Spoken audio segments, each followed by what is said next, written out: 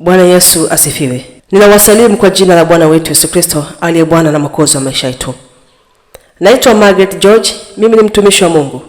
Leo ninakuletea habari ambazo zitakusaidia wewe katika maisha hapa duniani na baadaye yale ya mbinguni. Mungu aliyeziumba mbingu na ardhi amenituma niwaambie watu wote ya kwamba watubu, waache kutenda mabaya na kutenda mema. Bwana amenituma niwaambie watu wote ambao wanaliitia jina lake, ambao namtaja Bwana Bwana lakini hawayafanyi mapenzi yake, waache kutenda mabaya na kutenda mema. Neno la Mungu linasema katika kile kitabu cha Mathayo sura ile ya 7 mstari wa 21. Neno la Mungu linasema, si kila mtu aniambiaye Bwana Bwana atakayeingia katika ufalme wa mbinguni, bali ni yeye afanyaye mapenzi ya Baba yangu aliye mbinguni. Wengi wataniambia siku ile, Bwana Bwana, hatukufanya unabii kwa jina lako, na kwa jina lako kutoa pepo, na kwa jina lako kufanya miujiza mingi? Ndipo nitakapowaambia dhahiri, sikuwajua ninyi kamwe, ondokeni kwangu ninyi mtendao maovu.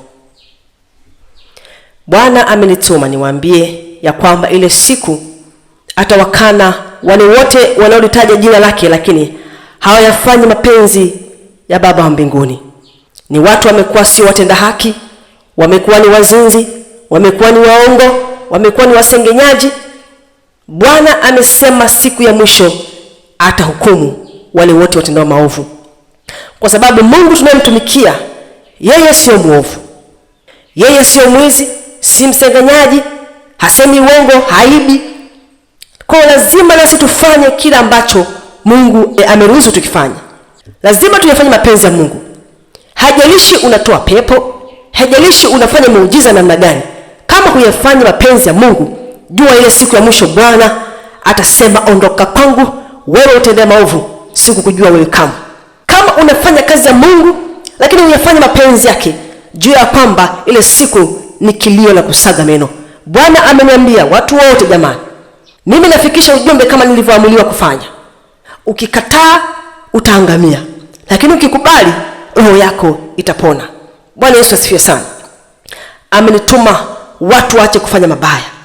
Ni mchungaji, ni nabii, ni mtume, ni muumini. Wewe unaliitia jina la Bwana, unaenda kanisani kila siku, unasema Bwana Bwana, lakini kumbe huyafanya mapenzi ya Mungu. Ameniambia ya kwamba ile siku ni hukumu. Atasema mimi sikujui kamwe, sikujui. Yamkini ni nabii, unafanya miujiza namna gani? Unafanya miujiza kila aina. Unatoa pepo. Kutoa pepo sio issue. Je, unayafanya mapenzi ya Mungu? Je, unatembea katika sheria zake, amri zake na hukumu zake? Au unafanya tu yanayokupendeza wewe machoni pako? Ile siku Bwana anasema atakukana, hatakujua, kwa sababu yeye sio mwovu. Yeye sio mtenda maovu. Sasa unemtumikia ni Mungu gani? Utajua ile siku ya mwisho. Lakini mimi nakupa tahadhari mapema. Sitaki nafsi yako iangamie. Bwana amenituma kwa watu wote, acheni kutenda mabaya. Ni muumini upo kanisani, lakini unatoka kanisani baadaye unaenda kudanga. Unatoka kanisani unaenda kufanya uzinzi, unafanya uasherati. Bwana amenituma niwaambie watu wote waache kutenda mabaya. Yeye sio mtenda dhambi. Yeye ni Mungu mtakatifu, na ile siku ya mwisho atahukumu kwa haki. Utalipwa kwa matendo yako. Ulitenda mema, utalipwa mema. Ulitenda mabaya, utalipwa mabaya. Ujumbe huu ukaufanye kazi, na Mungu akusaidie uweze kutubu dhambi zako ukarejea kwake. Kama uko tayari kutubu dhambi zako ili Bwana akapate kukusamehe na kukurejesha tena, akuonyeshe wokovu wake, sema maneno haya. Sema, Bwana Yesu, niko mbele zako, mimi ni mwenye dhambi. Naomba unisamehe dhambi zangu zote nilizokukosea. Bwana, naomba unipe tena neema ya wokovu wako. Mungu mtakatifu, nimekubali ya kwamba mimi ni mwenye dhambi. Naomba kurejea kwako Bwana. Nisaidie, nisamehe makosa yangu yote Bwana. Naomba kurejea kwako Bwana. Nimejua makosa yangu ya kwamba mimi kweli ni mtenda dhambi. Bwana, sikujua ya kwamba wewe ni mtakatifu. Sikujua ya kwamba wewe unachukia maovu. Bwana, ninaomba unisamehe. Ninarejea kwako Bwana. Unipokee mfalme Mungu wa mbinguni. Unipokee Mungu wangu. Unifanye tena kuwa mwana wako. Bwana, ninakushukuru. Asante kwa neema ya wokovu, kwa jina la Yesu Kristo, amina.